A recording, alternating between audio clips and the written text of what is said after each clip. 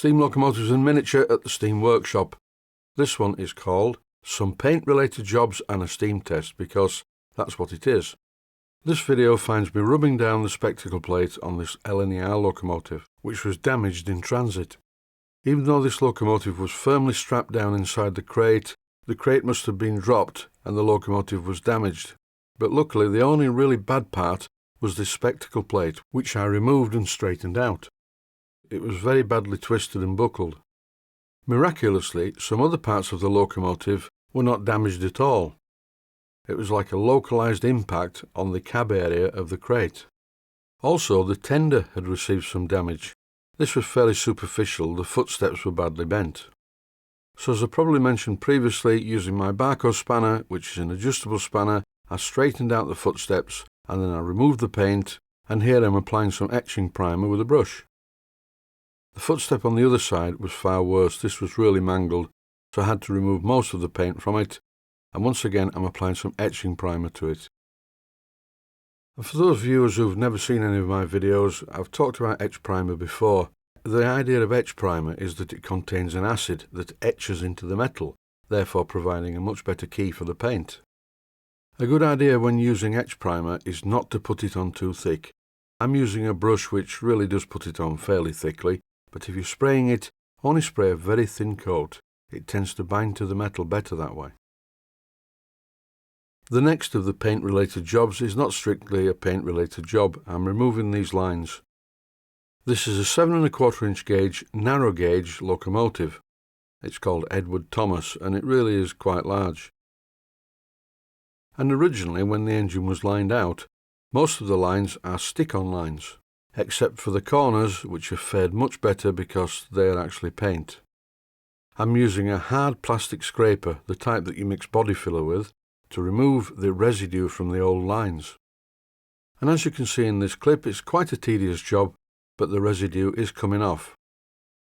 When I first started doing this job, I thought, oh, this is going to take forever, but in reality it didn't. The residue came off quite easily, and that's because I'm using some stuff called panel wipe to dissolve the adhesive before I scrape off the remainder. If you find yourself having to do a job like this, you must not, under any circumstances, use a piece of metal to scrape off the lines, because if you use a piece of metal, you will scrape off the paint underneath as well. I have a double O gauge Hornby Duchess locomotive, and I wanted to rename it William F. Stanier. So I bought the nameplates, but the problem was I needed to change the numbers on the cab sides from the original. So how did I do this? I used an old nylon model aeroplane propeller and no solvent other than water. And using this old model aeroplane propeller, I gently scraped away the waterslide transfers. It took a while, but when the numbers were removed, there was no damage whatsoever to the paintwork. Back onto this Edward Thomas locomotive, here you see me using the panel wipe. I'm brushing it on with a soft paintbrush. I then leave it for a while, give it another application, or maybe two, and then work on it with the scraper. And as you can see, the residue of the lines comes away very cleanly.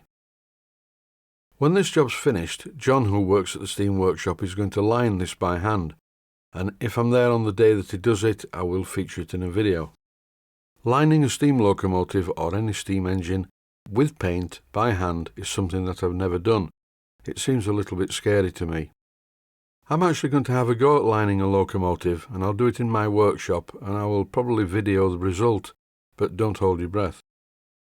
The good thing about this locomotive is that when the lines were originally applied, the whole thing was varnished over. So as I remove the residue from between the varnish lines, you can still see the outline of the edge of the varnish. So I don't know whether this is going to make it easier or more difficult, but we shall see in the fullness of time. This job is strangely satisfying. I know that sounds a little bit weird. I thought this was going to be one of the most boring jobs on the planet, but no, it isn't. It's, as I said, surprisingly satisfying. I still have to do the other side, but the engine's quite close to the wall, and unfortunately I am too fat to get in that gap. I think I'll go and join the meeting that's taking place at the other side of the workshop. This is quite a serious meeting. It's a secret meeting, so I can't actually show you what they're looking at, but the subject of this Brains Trust meeting of the Steam Workshop will be shown in a future video. In the time that it took to remove all the line residue from the Edward Thomas locomotive, the etching primer on the footsteps had dried. So in this clip, I'm painting the footsteps with some black paint. This is the satin black that they use at the steam workshop, and it's really nice paint. This satin black is different though, because it's more of a matte black. It's in between satin and matte, and it's perfect for steam locomotives. And this paint normally comes in an aerosol can, so spray a little bit of it into the lid of the aerosol can, and here I'm touching in part of the roof. Time to take the camera outside and video this steam test.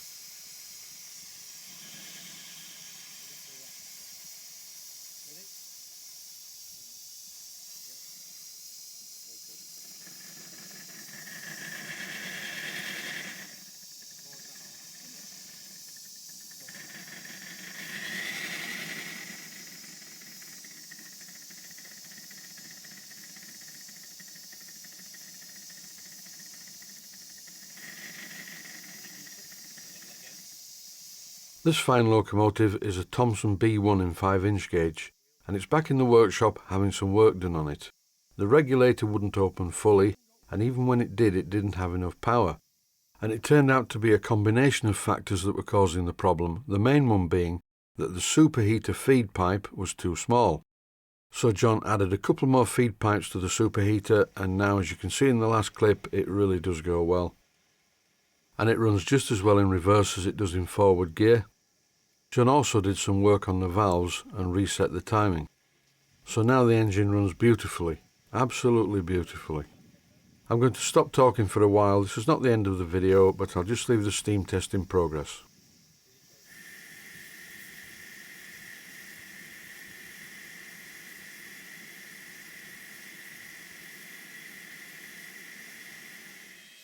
Back inside the workshop, and there's a lot of work going on this Fowler traction engine. It was the one that I featured in a video last week. This engine has been extensively rebuilt, and mechanically now it's pretty good. But unfortunately, since last week, some faults have come to light. One of them is the smokebox door doesn't seal because it's badly machined, but now it's been correctly machined, and here we have Mark with an angle grinder cleaning up the front face of the smokebox ring.